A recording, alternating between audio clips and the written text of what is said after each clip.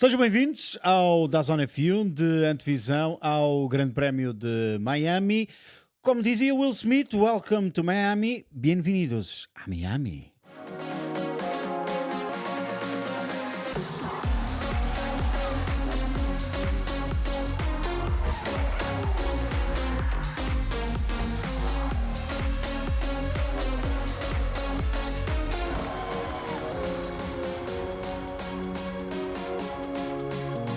Doing it big.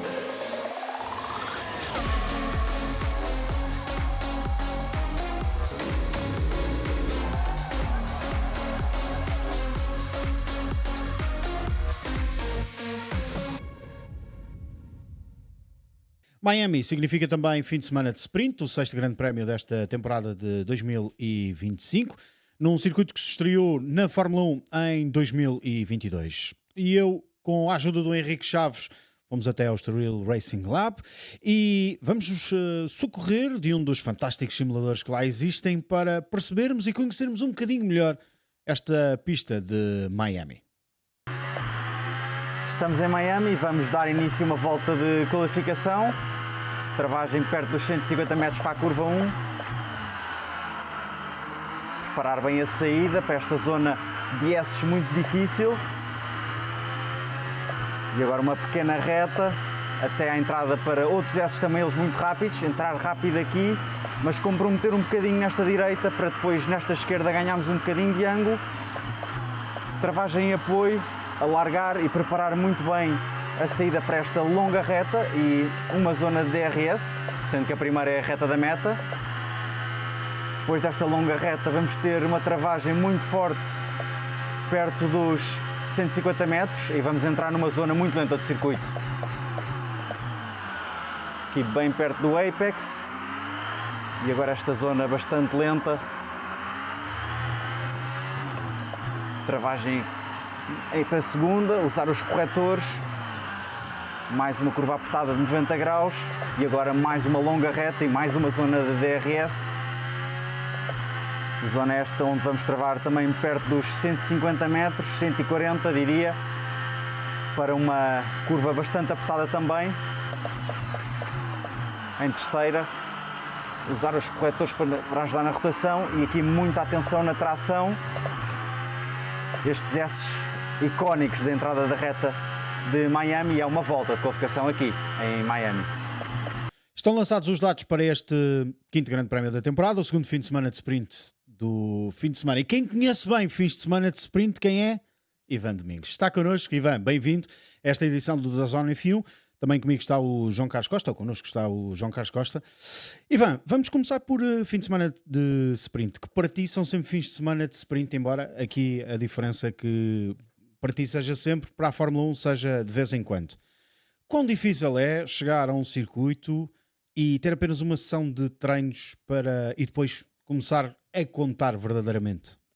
Sem dúvida que é sempre desafiador chegar à pista e ter apenas uma sessão de 45 minutos antes de ir para a qualificação, especialmente quando somos 30 pilotos em pista e 45 minutos com uma bandeira vermelha ali pelo meio, que acontece quase todas as vezes, e depois mais às vezes duas, por exemplo em pistas como Imola, quando tem muita gravilha à volta. Por isso é desafiador. Fazemos ali 10 voltas antes de entrar na qualificação, embora seja igual para todos. O pessoal que já está a repetir o campeonato pela segunda e terceira vez tem sempre um bocadinho de vantagem nesse sentido. Mas sim, eu já conheço a maior parte das pistas, por isso é mais desafiador quando são aquelas pistas que eu estou a correr pela primeira vez. João, que é um pouco o que acontece para 6 pilotos que estiveram a fazer os testes e as provas nos simuladores, mas há 6 pilotos que verdadeiramente nunca correram aqui em Miami, porque só este ano Miami recebe uma categoria de suporte da Fórmula 1, falamos no caso na F1 Academy, que tem também transmissão na DAZN. E é uma novidade. E uma coisa é aquilo que nós já falámos. Uma coisa é aquilo que se passa no simulador, outra coisa é quando os muros estão lá bem próximos. E este circuito é um circuito muito particular, tem 3 zonas completamente distintas. O setor 1 não bate com o setor 3, o setor 2 tem uma zona muito lenta que a maior parte dos pilotos não gosta, ainda que a grande maioria dos pilotos é interessante. Acho o circuito desenhado no estádio em Miami Gardens bastante interessante em termos de pilotagem, com exceção desse setor mais lento. Mas alguns deles até dizem, também por isso, é algo diferente, não temos em mais lado nenhum.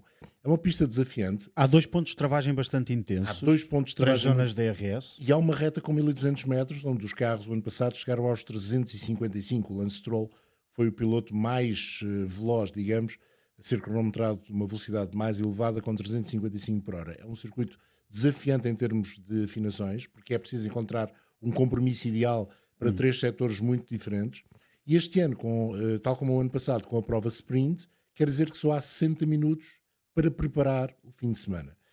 Verdade que depois da corrida de sprint os carros deixam de estar em parque fechado e, portanto, é possível mudar as afinações. Vimos isso na China. Vimos isso Que na aconteceu China, com o Lewis Hamilton. mas a preparação base tem de ser feita em 60 minutos. É um circuito citadino, para todos os efeitos, com os muros relativamente perto, onde a situação de bandeira vermelha num treino livre pode acontecer com enorme facilidade. E Era aquilo que dizia o Ivan, e aí o cronómetro não para, o tempo continua a contar e é menos tempo que o piloto Exatamente. tem para se Portanto, preparar. para esses 6 pilotos o desafio ainda vai ser maior. E é verdade que podem contar com o auxílio, muitos deles, do companheiro de equipa, até da equipa na definição de uma afinação base, e o simulador serve para isso mesmo, para uma afinação base, mas depois é preciso confirmar, sobretudo, apesar de não haver qualquer mudança na pista em termos de traçado, em termos de asfalto, mas é preciso confirmar que de um ano para o outro, até porque este ano se esperam temperaturas um bocadinho mais elevadas, o carro não muda. Mas há Os uma pequena pneus- diferença. os Este ano, pneus. os pneus, essa é uma das diferenças. Outra diferença, temos mais DRS. Temos mais DRS, 75 metros de mais DRS. 75 metros de DRS, nas 3 zonas de DRS no total são mais de 75 metros, mas sobretudo temos novos pneus. A Pirelli foi, tal como aconteceu no Grande Prémio anterior, para uma mistura mais macia, para C3, C4, C5. Já temos menos misturas disponíveis para um fim de semana de sprint. Já menos pneus, sobretudo, e sobretudo no pneu mais macio. Vamos ver se esse pneu mais macio é importante ou não para a corrida. Temos 4 médios, 2 duros e 6 macios, mas há uma corrida de 19 voltas no sábado, uma corrida de sprint, e depois há o Grande Prémio. Acho que há alguns dados novos que podem baralhar um bocadinho este Grande Prémio. Os pneus não tiveram tanta influência quanto se esperaria em Jeddah, não mudou muito a tática da corrida. Vamos ver se em Miami muda ou não.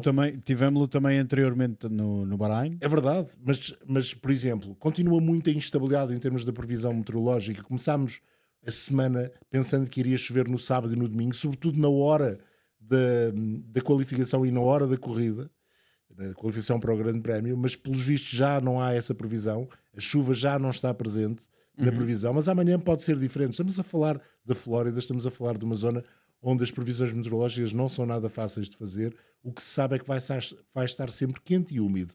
Mas isso é o costume em Miami. Vamos todos à procura do Alligator. Para já vamos à procura, sim, é de algumas das declarações. Recordar que Max Verstappen não esteve presente no chamado Media Day, na quinta-feira, tudo porque ou já foi, ou está prestes a ser pai com Kelly Piquet. Não se sabe se é menino ou se é menina. Ouviste alguma coisa lá no paddock? Se é menino, se é menina. Por acaso não. Se sabe. Bom, Max Verstappen não esteve presente, por isso não temos declarações do 4 vezes campeão do mundo, mas temos sim do líder do Mundial de Fórmula 1, Oscar Piastri, depois da vitória em Jeddah, que muito deu que falar no incidente na curva número 1 com Max Verstappen, chega aqui como líder do Mundial de Fórmula 1, com 10 pontos de vantagem para o seu companheiro de equipa, Lando Norris, que regressa a um sítio onde foi feliz. Pela primeira vez, o ano passado, em 2024, foi aqui, em Miami, que Lando Norris venceu uma corrida do Mundial de Fórmula 1. Ainda que as coisas tenham, se calhar, invertido um pouco esta temporada, Lando Norris continua a dizer o mesmo. Sabe onde é que tem de trabalhar. I mean, I'm working on my things. I'm working on, what to improve and trying to figure out all the things behind the scenes on what I need to do better on. It's certainly not because of a lack of speed or lack of ability to do so. You know, I've often led the way in Q1 and Q2, but always when I've got to Q3, then it's not gone to plan. So yeah, I think there's stuff from the driving side and other things where from the car side where just things haven't clicked. But I'm working on it, and hopefully this weekend I can put it into practice. I think he's maybe more naturally able to adapt. And I also think it's a driver's job to adapt to whatever car they get given, but there's compromises, and the team are also there to try and help you get the most out of the car. But it's clear there have been some changes, and whether it's just suited Oscar or Oscar's been able to do a better job at adapting, then that's not for me to kind of know or try and figure out or waste my time on. But for me, it's obviously hurt me a little bit more, and I'm not being able to perform at the level that I was at the end of last season, which I think is the best level that I've been. I think for myself, I quite enjoy being in the position of hunted, because normally that means that you're doing something right. So I'm pretty relaxed. The gap is very small.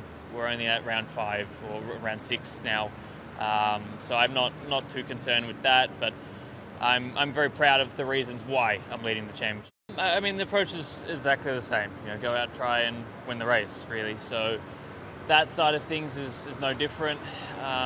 But I think hopefully we should be competitive here. I think we've clearly had a consistently strong car this year, but with the temperatures here, I think it'll be interesting to see how that affects different people.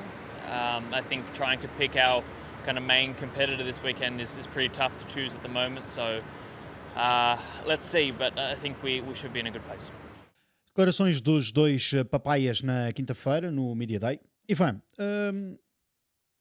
olhando para o mindset de Oscar Piastri, um mindset de um piloto extremamente calmo, um piloto que pensa muito antes de abrir a boca para falar, estará, obviamente tu vais-me dizer, como diz o Henrique, que é o parafuso atrás do volante que faz a diferença, mas estará aqui também um dos fatores de diferença de Oscar Piastri este ano, que é manter a serenidade e nos momentos decisivos entregar aquilo que tem que entregar?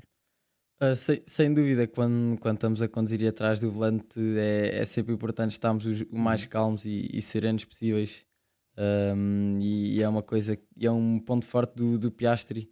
Todos nós que acompanhamos Fórmula 1 sabemos o quão calmo e quão tranquilo ele é como piloto, e sem dúvida que isso em momentos decisivos é sempre uma mais-valia que ele tem, e é assim um truque na manga que ele tem em comparação a outros pilotos na grelha.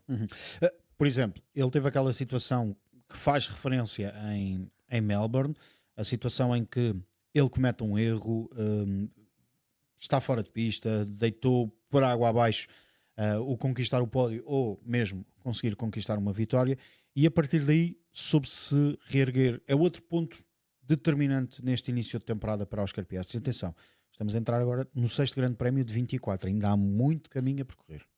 Sim, é importante como piloto, como atleta, ter essa capacidade de esquecer o erro e focar na próxima volta, na próxima curva, na próxima ultrapassagem, que foi o que ele fez muito bem em Melbourne, e ainda conseguiu acabar em nono, se não me engano. Sim, ainda ultrapassou o Hamilton na penúltima volta. E que ultrapassagem! Sim, que ultrapassagem. Ultrapassagem ali por fora. E sim, é uma coisa, foi sempre uma característica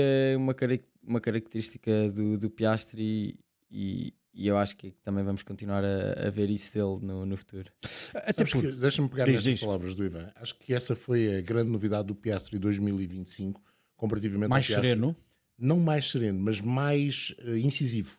Em 2024 foram várias as vezes onde o Piastri mostrou uma enorme qualidade, e toda a gente sabe que ele tem enorme qualidade em termos de capacidade de pilotagem, mas quando estava numa posição secundária, ou seja, quando estava atrás do Lando Norris ou quando não estava a lutar pela vitória, não tinha um carro dominador, parecia não ser capaz de dar a volta por cima. E este ano mostrou isso logo na Austrália, e nós, no pós-corrida da Austrália, dissemos isto é um primeiro impacto entre os dois, ou embate entre os dois, que para já a vantagem para o Lando Norris, e o Piastri tem de saber reagir, e logo na Austrália ele reagiu com estas ultrapassagens que o levaram aos pontos. E a partir daí tem sido capaz de mostrar isso. Está incisivo, está calmo, tem um carro que nesta altura é o melhor do pelotão, e finalmente o Lando Norris decidiu dizer que este carro é o melhor do pelotão. Parecia que estava com dificuldade em dizer isso. O Piastri é que ainda continua naquele jogo de talvez seja não, o Piastri pelo contrário, acho que foi o primeiro a dizer não, nós temos o melhor carro. E sim, ele já anteriormente tinha vamos ter que dito. decidir entre nós nesta altura, e vão ter que aproveitar esta oportunidade, até porque vem o Grande Prémio de Espanha com a nova regulamentação, com a da asa dianteira, Ninguém sabe o que vai acontecer. A McLaren, os pilotos da McLaren dizem, a nós não nos vai afetar. Fiquem descansados que a nós não nos vai afetar, mas vamos ver se é verdade ou não. O que é que vai mudar? Em teoria, poderá até não mudar absolutamente nada. Mas o Piastri tem tido essa capacidade de dar a volta por cima e de mostrar que nesta altura está mais forte psicologicamente, e para um piloto, e temos aqui nesta conversa, isso é muito importante, o sentir-se bem dentro do carro. Era o que o Ivan O dizia, entrar que no carro, pôr os cintos, focar naquilo que se tem a fazer. E quando cometes um erro era aquilo que o Ivan dizia, Esquecer. que é, esquece o erro, E quando bora tu para a tens frente. a bagagem de, nos últimos grandes prémios, desde o início da temporada ganhaste 3, essa bagagem dá-te um peito que te faz acreditar que tu és mesmo bom. Os pilotos têm de acreditar que são muito bons. E as vitórias ajudam só a confirmar isso mesmo. E o Piastri traz isto dos últimos grandes prémios. Isso quer dizer que vai ganhar a Miami? Não podemos dizer isso. Mas cabe ao Lando Norris mostrar Mas ele agora é que a agora é a presa. vez dele. Ele agora é presa. O Oscar Exatamente. Piastri agora é presa. É Exatamente. aquele que todos querem apanhar. Resta perceber como é que chega aqui, como é que se vai comportar em pista num fim de semana em que até pode haver novamente uma troca na liderança do Mundial de Fórmula 1. Há os tais 10 pontos. Tudo é possível ainda para mais. Os 4 primeiros podem chegar a líder do Campeonato do Mundo. Num fim de semana de sprint, ainda para mais, dá-nos essa possibilidade. Por outro lado, tivemos um Lando Norris que continua.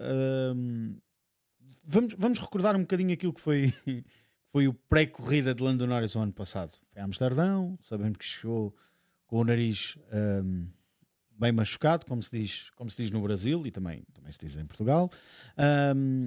Um Lando Norris que foi para a farra, para a party e depois chegou a Miami e conseguiu vencer.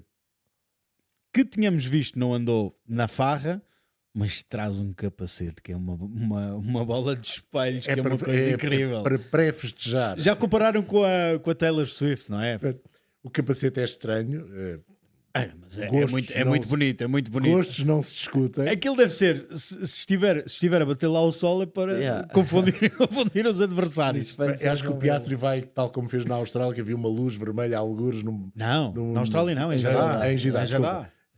Que era uma loja de conveniência, qualquer coisa que ele lá pensava estava. que podia ser a bandeira vermelha ou sim. a luz vermelha de sinalização de corrida interrompida.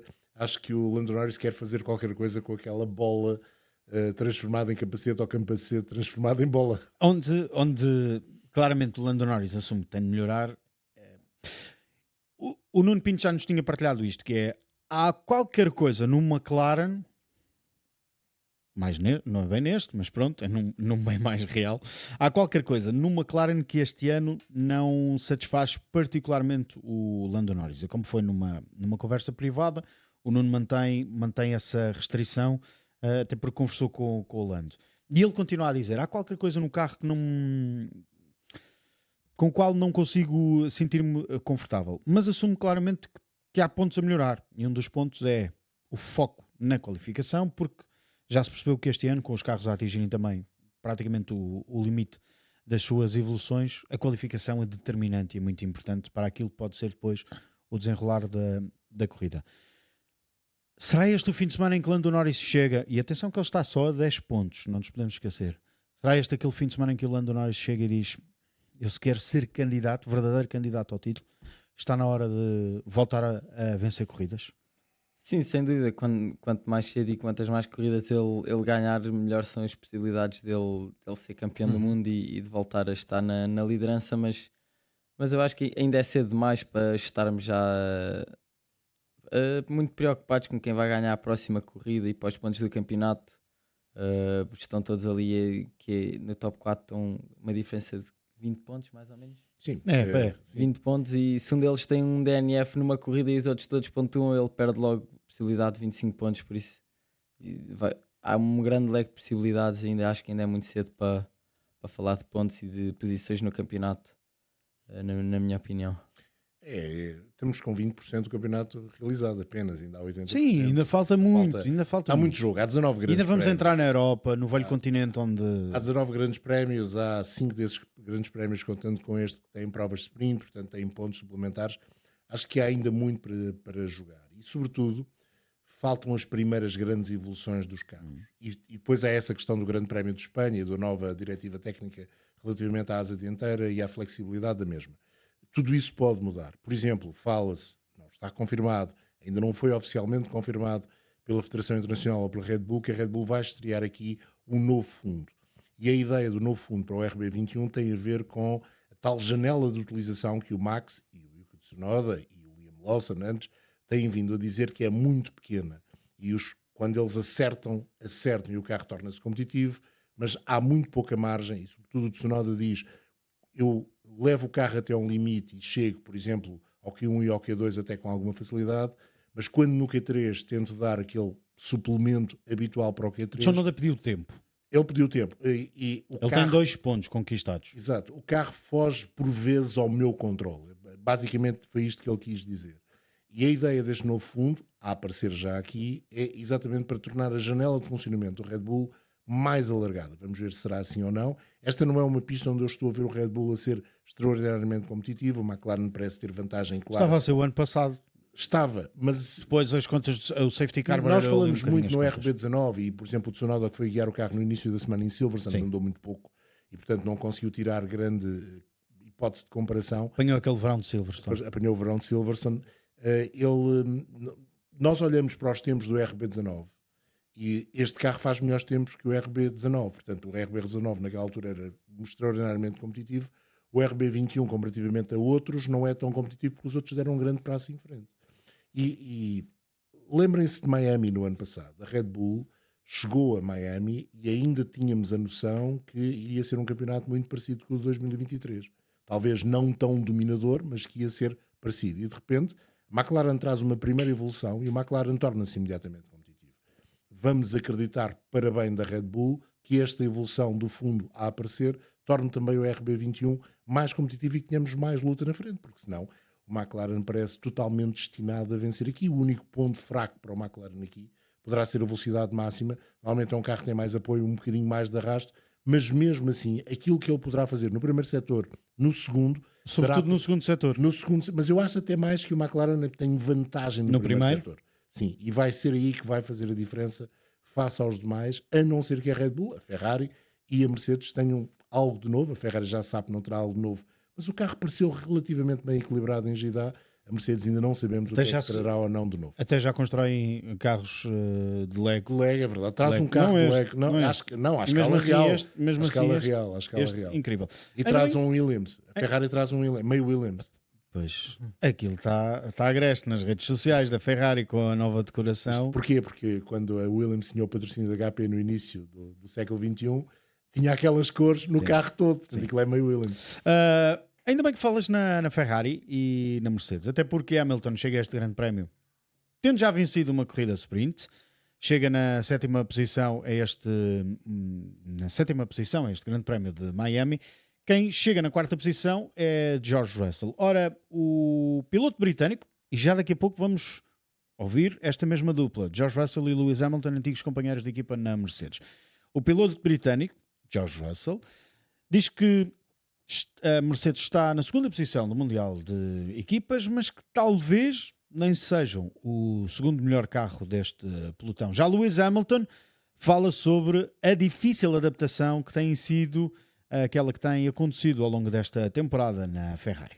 No, I think it's probably better than our pre-season expectations, to be honest. The pace has fallen out where we thought, that step behind McLaren and then a close fight with Red Bull and Ferrari, and we've been doing really well to get those podiums, but I don't think it necessarily, and we're nicely P2 in the teams championship, but I don't think it necessarily means we are the second fastest team.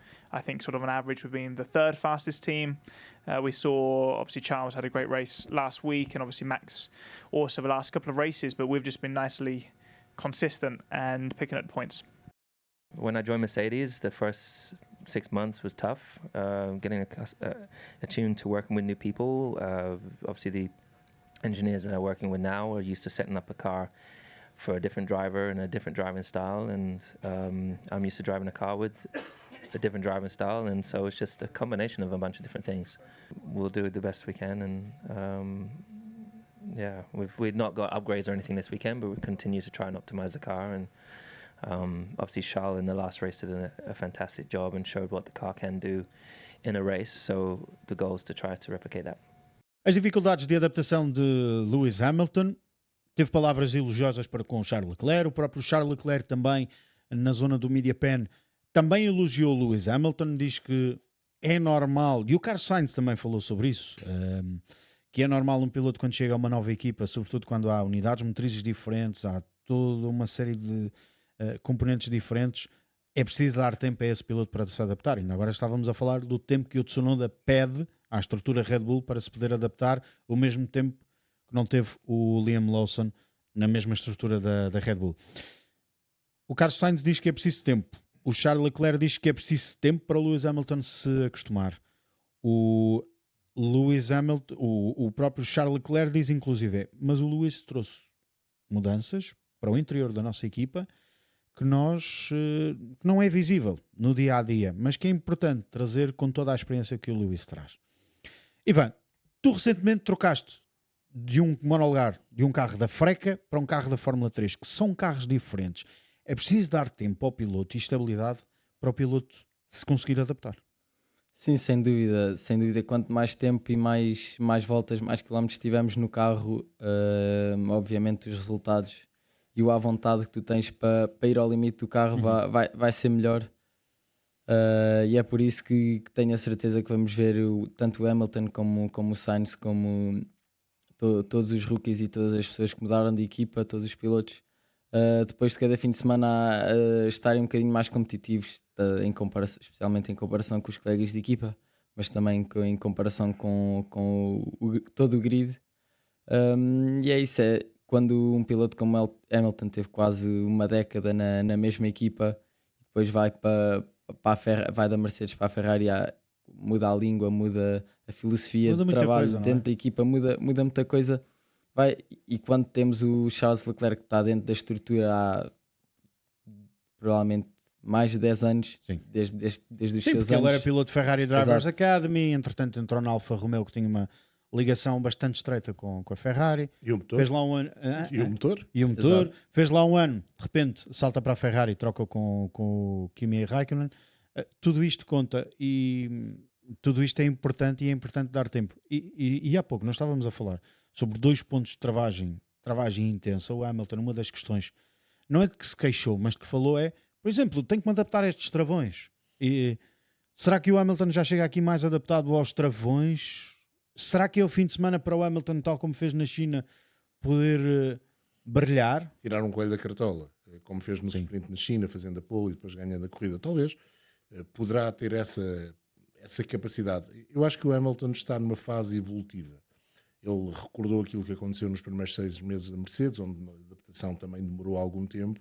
Não quis dar tanto valor àquilo que o Carlos Sainz dizia, de se entrar e lutar com um companheiro de equipa que conhece a equipa muito bem, no caso dele, Sainz, o Albon, no caso o Hamilton, o Leclerc, que é digamos que tem estatuto já muito fixo dentro da equipa. Será que o Sainz diz isso agora porque conseguiu aviar o Albon em Jeddah? Não, acho que o Sainz diz com alguma razão e eu acredito na veracidade das palavras do Carlos Sainz.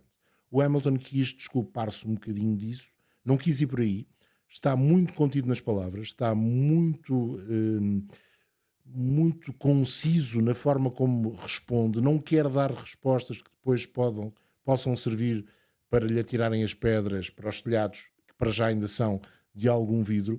Eu gosto desta atitude, diz que está a fazer tudo o que for possível, inclusive deixa a hipótese de ir viver para a Itália. Diz que a única coisa que não pode fazer é comer 3 pizzas em 2 dias. Mas já fez. Já fez. Já comeste 3 pizzas em 2 dias? 3 pizzas. Diz lá. Quando estava em Itália, de vez em quando comia 2, mas 2 em 2 dias ou 2 num dia?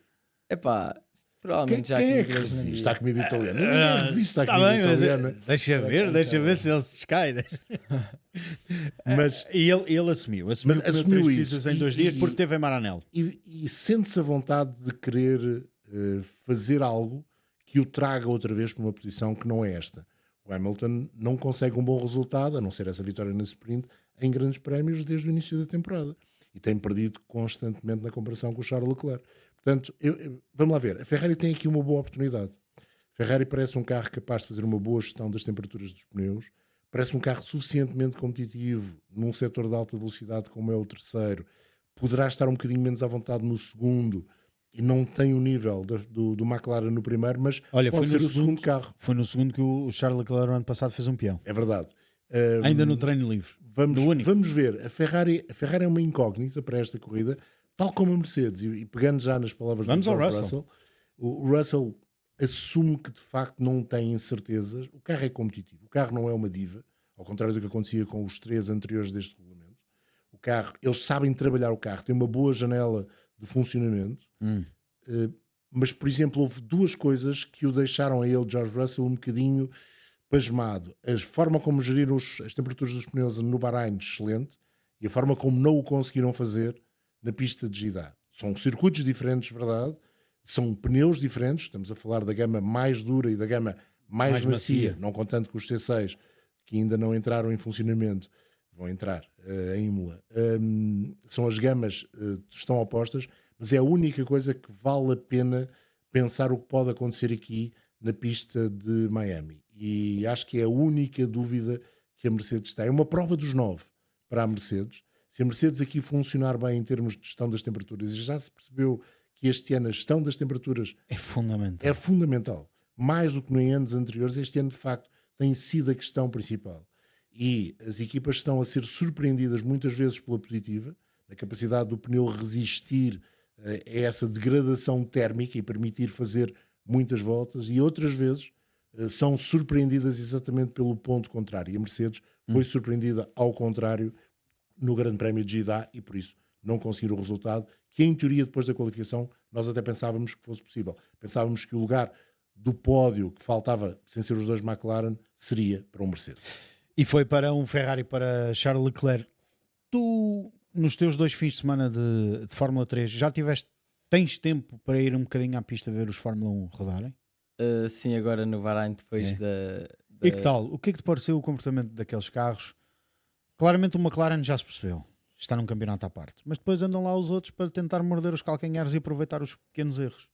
Sim, agora no Bahrein eu vi a Fórmula 1 ali depois da T10 no Bahrein, ou seja, na reta, ali naquela reta onde dá para ver desde a curva 5 até à 11, por isso dá para ver ali muita curva. E por acaso eu até estava a comentar com o meu treinador, o Bruno Lisboa, estávamos os 2 a comentar um com o outro, que ali na curva 8, que é das curvas mais lentas, os Ferraris pareciam sempre em muita dificuldade. Tu vias há algumas vezes, que não é normal, o Hamilton a falhar a curva e notava-se a dificuldade que ele tinha de fazer a curva bem feita.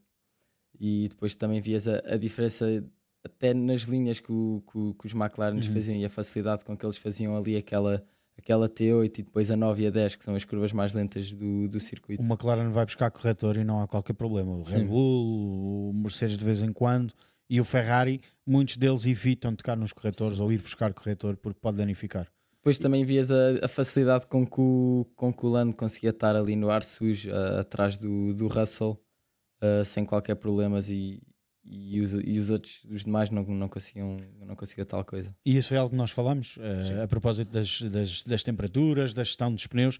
O McLaren é um carro que trata bem os pneus muito bem, como se fosse uma noiva. O McLaren trata bem tudo. Essa é a questão. O McLaren é o carro que faz bem tudo. Quem não o tratou bem foi o Lando na qualificação. Mas lá está, ele próprio é o primeiro a dizer: eu não posso falhar. E também é mais fácil falar aqui sentadinho do que lá dentro. Obviamente. E podemos pegar nas palavras de um Fernando Alonso, que é um piloto, tem um bocado de experiência na Fórmula 1. Vamos! E o Fernando dizia, mesmo no segundo pelotão, mas no primeiro pelotão acontece a mesma coisa. Uma décima pode significar ir ao Q3 ou não ir ao Q3. Sim, o Albon falhou uma passagem ao Q3 por 7 milésimos de segundo. James Bond. Uma décima significa poder estar na luta, no caso do Fernando Alonso, pelas melhores posições do segundo pelotão, ou estar tão atrás que será difícil recuperar para poder chegar aos tais lugares pontuáveis que sobram das 4 equipas de topo. É isso mesmo. A Fórmula 1 tornou-se de tal forma competitiva, sobretudo em qualificação, que a diferença entre o primeiro e o último é muito reduzida, e a diferença entre alguns carros acontece muitas vezes. Numa décima estão 5, 6 carros numa qualificação, e esses 5, 6 lugares podem significar uma corrida um bocadinho mais tranquila, ou uma corrida sempre ao ataque, sempre a gastar ainda mais pneus, sempre ainda mais no ar sujo, e quiçá a possibilidade de haver pontos ou não, por ter partido um bocadinho mais atrás do que seria normal se tivéssemos ganho 1/10 numa curva, porque o Ivan sabe disso, ganha-se e perde-se 1/10 numa curva e estraga-se uma qualificação numa curva, estraga-se a qualificação numa travagem, estraga-se a qualificação na abordagem em termos de tração à saída de uma curva. Outra vantagem da McLaren. A McLaren está muito forte em termos de tração, a Ferrari está a tentar chegar lá, o Mercedes parece igualmente bastante bom em termos de tração, parece ser o ponto mais fraco do Red Bull. Se quiçá este novo fundo também ajudará. E temos um segundo pelotão cada vez mais equilibrado. O segundo pelotão é uma loucura. O terceiro pelotão, neste momento, se é que se fala em terceiro pelotão, ou se pode falar em terceiro pelotão, está mais entregue à Aston Martin e à própria Sauber. A propósito, o Jonathan Whitley esta semana deu uma entrevista interessante sobre Jonathan Whitley, que saiu da Red Bull para a estrutura da atual Sauber, futura Audi em 2026, para falar sobre esta integração da Sauber e o que é que pode trazer da Red Bull, uma equipa ganhadora, uma equipa que conseguiu vencer os últimos, não 4 campeonatos, porque o ano passado perdeu para a McLaren, mas com o piloto conseguiu vencer os últimos 4 campeonatos para esta estrutura da Sauber, que no futuro próximo vai ser da Audi. Sabes que desculpa, este segundo pelotão vai viver da possibilidade de fazer o maior número de pontuações possíveis ao longo do ano, e o Williams nesse aspecto leva vantagem, que tem 4 em 5, e da possibilidade de, falhando alguma das equipas da frente, ou algum piloto das equipas da frente, que é o que diz o Sainz. Ele fez uma grande corrida, mas ficou em 8º, o Alex Albon terminou já uma prova em 5º, a Haas também já tem um 5º lugar de um dos seus pilotos, exatamente por isso, porque houve mais desistências, houve mais problemas com os pilotos. Desclassificações, e portanto tiveram essa oportunidade. Estes pontos do segundo pelotão nos últimos anos têm sido muito importantes, o amelhar de ponto a ponto, mas sobretudo o ser capaz de grande prémio, a seguir a grande prémio, estar nos lugares pontuáveis. Ou depois sair um coelho, outra vez um coelho da cartola, como aconteceu ao Alpine no ano passado, no Brasil, com aqueles dois pilotos a ficarem no pódio, que permitiu ao Alpine dar um salto. Aconteceu ao Alpine este ano, foi um também coelho já tirado aconteceu. da cartola, porque o Pierre Gasly estava numa excelente posição, pois claro, levou com a desclassificação, mas o Gasly tinha feito 7. Sim, mas o ano passado foi extraordinário, aquele resultado do Brasil, o segundo e terceiro lugar, permitiu ao Alpine marcar de uma assentada logo 27 pontos, e 27 pontos no segundo pelotão são muitos. São pontos determinantes. Ainda bem que falámos da Williams e de Carlos Sainz, que fechou o Grande Prémio de Jeddah na 8ª posição. Foi a determinada altura o reboque do companheiro de equipa Alex Albon, para evitar que Albon fosse ultrapassado por Isaac Hadjar e que ele próprio, Carlos Sainz, se pusesse a jeito de ser também ele ultrapassado por Isaac Hadjar, que estava com um jogo de pneus com muito menos voltas. Ora, Sainz chega a este circuito de Miami com um pensamento mais positivo, diz sempre que é melhor trabalhar sobre resultados mais positivos e sobretudo quando se bate o companheiro de equipa do que ficando lá mais para trás. Isaac Hadjar chega também positivo, diz que se calhar este circuito pode ser um circuito que assenta bem a este Rosa, não me enganei, Rosa, Racing Bull, e depois é desafiado, é um desafio que eu também daqui a instantes vou fazer ao Ivan. Bueno, obviamente con buenas sensaciones, ¿no? Pues cuando vienes de un fin de semana como el de Jeddah, todo ayuda, ¿no? a sentirte con más confianza, sentir más confianza con el equipo. Eso no quiere decir que el trabajo haya acabado, ni mucho menos, porque sí, hemos estudiado muchas cosas en Jeddah, de las que fueron bien y otras que no fueron tan bien, y hay que mejorar. Y luego nada, intentar seguir esa progresión, intentar seguir haciendo esos fines de semana, y luego a medida que pase el campeonato también esperar que cuando te tocan esos fines de semana que haces todo bien y ganas el midfield battle, los de arriba fallen para coger más puntitos que solo los 4 que cogimos ahí en Jeddah, así que a ver si eso ayuda. La situación es muy diferente para ti, me imagino, en relación a China. ¿Enfocas diferente este fin de semana al tener solo una sesión de libres? Sinceramente sí, obviamente los sprints no son la mejor noticia para mí en estos momentos de adaptación, o para cualquier piloto o rookie que haya cambiado equipo, ¿no? Los sprints hacen el fin de semana más complicado. I don't know about this theory, because Japan was really high speed and we are really fast.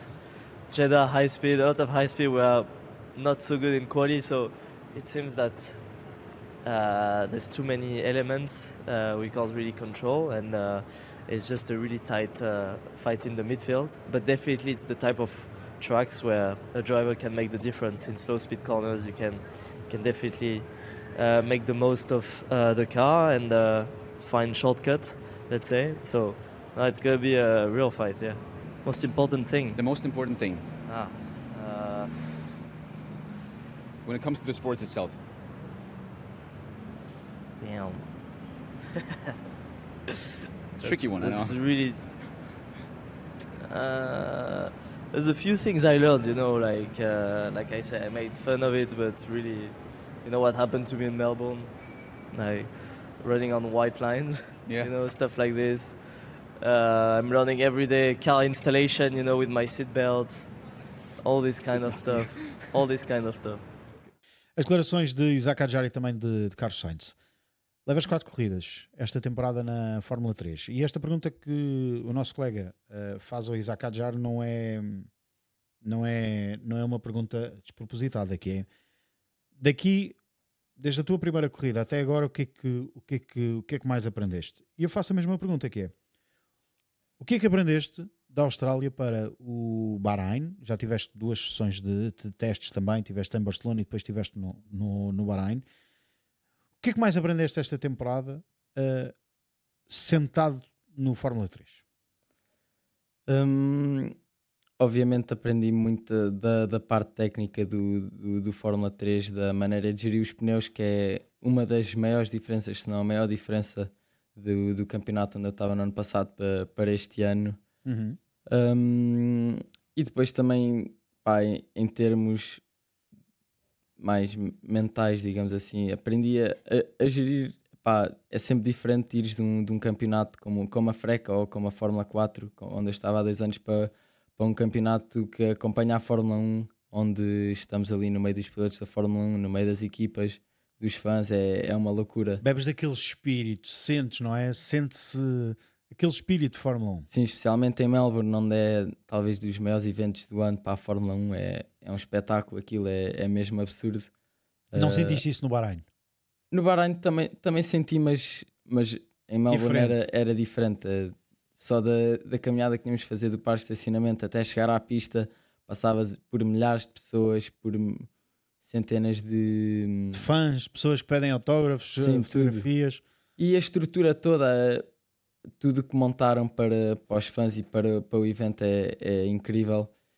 E é aprender a lidar com tudo isso, a lidar com as expectativas, com a realidade e é isso, é continuar a aprender, continuar a desenvolver-me pessoalmente, tecnicamente e não me comparar com os outros, a focar-me em mim mesmo, a focar naquilo que eu tenho que mudar para os resultados aparecerem e naturalmente com o tempo eles vão aparecer. Olha, e curiosamente fez isso o Yuki Tsunoda, quando respondeu ao seu engenheiro: não nos vamos focar nos outros, vamos focar-nos em nós próprios e depois então logo pensamos nos outros. Tsunoda tem outro problema, que é baixinho. Não, o engenheiro do Yuki Tsunoda é escocês e tem um inglês muito puxado. Sim. E ele diz, o inglês escocês e o meu inglês juntos às vezes dá algumas falhas de comunicação, portanto é algo que... Mas ele está a tentar crescer mais um bocadinho. É verdade. Para a frente, com aquela quantidade de bolachas que comprou. É interessante que um piloto venha chamar a atenção para isso e não é uma desculpa. Os pequenos detalhes... O quê? Focarmos em nós próprios? Não em só. Nós mesmos? A dificuldade de comunicação. Claro. Pequenos detalhes. É a mesma língua de 2 pessoas que um tem um inglês mais fechado porque é um inglês escocês, vamos chamar assim, e outro é um inglês que não é a língua mãe. Não, tu sentes isso, por exemplo, quando vais a Liverpool. Uma vez tive uma situação num hotel de Liverpool em que tive de pedir à senhora 6 vezes, à 6ª vez disse-lhe: mais pausadamente, por favor. Temos essa questão no nosso país. Temos, sim, senhor. Em algumas regiões, porque não dizê-lo. Mas de facto é interessante falarmos nestes pequenos detalhes que muitas vezes fazem uma enorme diferença, mas tudo somado acabam por fazer uma grande diferença. João, e nós falámos sobre isso, já não me lembro em que episódio foi, se foi de análise, se foi de antevisão. Lembro-me, até foi eu que trouxe o tema para cima da mesa, que é, ao contrário, por exemplo, de um Oscar Piastri, de um George Russell, de um Lewis Hamilton, que são nativos em inglês, que são fluentes em inglês. Por exemplo, tu, quando estás a falar com o teu engenheiro, tens que corrige-me se estiver errado, mas pensas em português, tens que traduzir, tens que explicar-lhe e ao mesmo tempo estás a pilotar um carro. É isto que acontece, não é? Sim. E isto, parecendo que não, depois leva aos misunderstandings e estas coisas, estas comunicações mais A complicadas. comunicação não passa de forma tão fluida, ainda que os pilotos, todos eles, e o Ivan não me vai desmentir, já pensam muito na língua inglesa. É interessante, por exemplo, vermos no caso do Pierre Hamelin a trabalhar com o Isaac Adjar, são 2 franceses e falam inglês, porque é a língua oficial, digamos, da Fórmula 1, mas já, no privado, já os vimos no privado a falar em francês e se calhar isso ajuda a que haja uma maior facilidade de adaptação e um melhor entendimento entre o Isaac Adjar e o Pierre Hamelin, o seu engenheiro principal, e isso poderá também ajudar nos resultados que o Isaac tem conseguido ao longo desta temporada. Lá está, mais um pequeno detalhe, mas se calhar um detalhe somado dá um grande... Mas nós falámos já falámos várias vezes, já elogiámos o comportamento do Isaac Adjar, que é um comportamento claramente diferente ao Isaac do ano passado da Fórmula 2. É um Isaac mais ponderado. Aliás, no episódio em que lançávamos a temporada dos rookies, eu próprio disse, tem tudo, aquela dupla, na altura a dupla da Racing Bulls, tem tudo para correr bem e para correr mal, que é, vão-se começar a insultar ou com impropérios de um lado e de outro,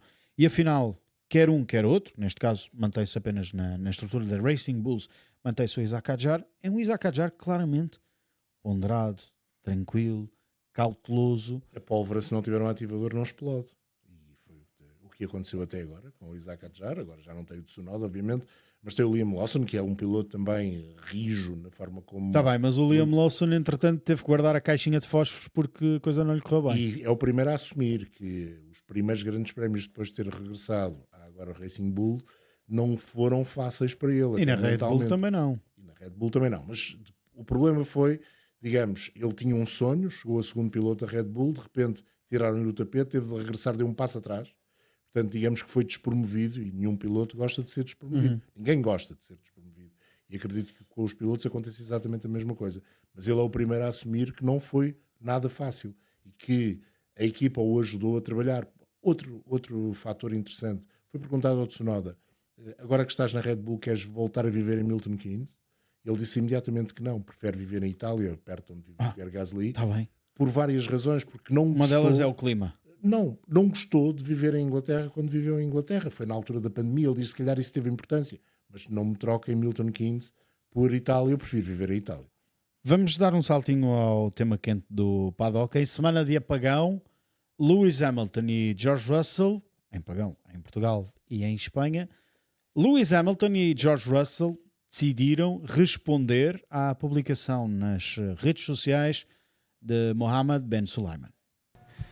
I feel it's like unprecedented times we've been in the last 18 months with what's been changing, what's happening. It's, you know, I think when the GPDA was sort of founded years ago, it wasn't really to talk about politics. It was to talk about safety. It was to talk about improvements of the sport, improvements of the rate of racing. And, you know, suddenly, especially myself, I find myself talking about topics that I didn't really have any intention of talking about, but we find ourselves in a time where we're not focused on the things why we're all here. We're here to go racing. We're here to create the best show for the fans, to have the fastest cars, the safest cars, you know, the best technology, the best engineering, and yet we talk about fines and punishments and swearing. But obviously we want to see these things put into action rather than saying, you know, we're considering things. You know, we all consider a lot of things. We're clear we want changes, and once they are implemented, then we'll comment on it. But for the time being, it's being considered, so it's just, you know, the words don't mean anything until the change has been made. We, as I said, we don't want to control things. We just want to collaborate with them more and have our voices heard. Ultimately, people making decisions for others that have never been in that position, it's good to have the point of view from the driver's perspective, and that's all we try to give. As declarações, João, duras, pesadas, mas de dois pilotos que têm a importância no paddock que têm e que sentem a necessidade de terem que vir falar depois do presidente da FIA dizer que estamos a estudar a possibilidade de reduzir as penalizações ou mesmo O apêndice B. O apêndice B, o famoso apêndice B do regulamento desportivo.